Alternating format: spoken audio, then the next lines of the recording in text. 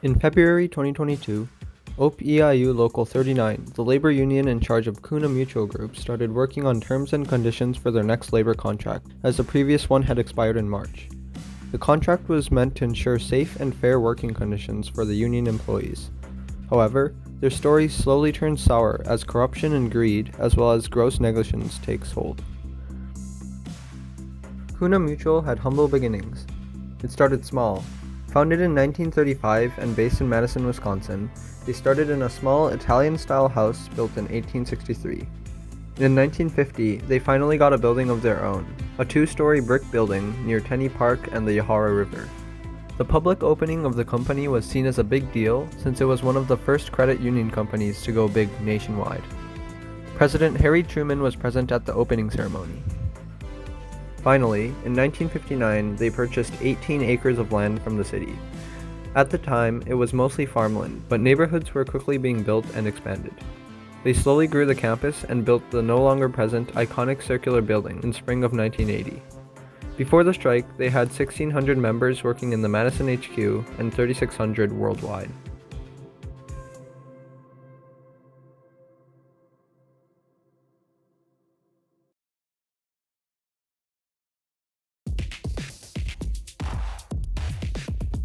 By February of 2023, a full year since starting negotiations for the labor contract, things were breaking down quickly.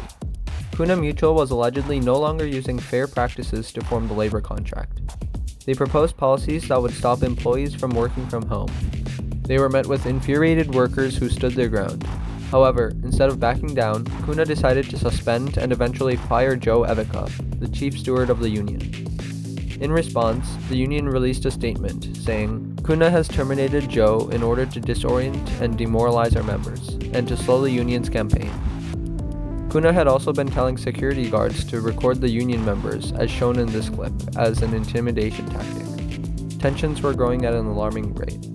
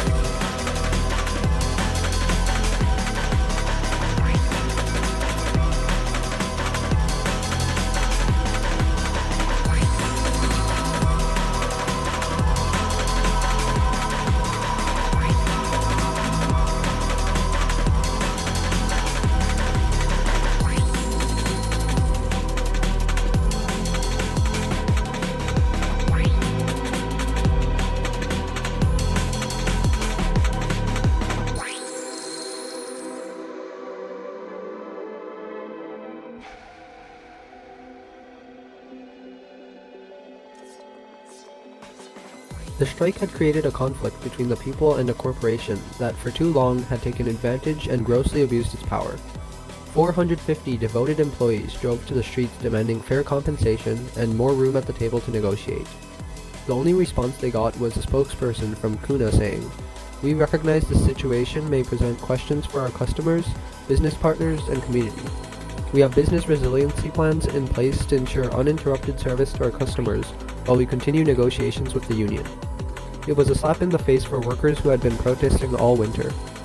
As of February, the company has alleged that they've allowed the union to negotiate as much as they want, and they claim to give the union a voice at the table. However, this narrative is far from what the employees allege, saying that there's been a misuse of power and that the company has struck down 14 negotiated contracts, leaving the group without an agreement.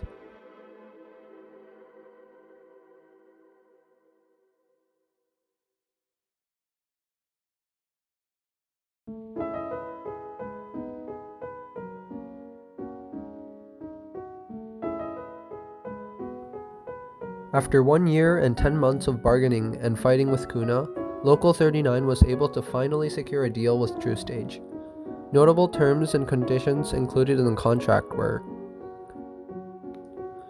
workers of CUNA Mutual Group were successfully able to get fair rights and working conditions using strikes and workers' unions.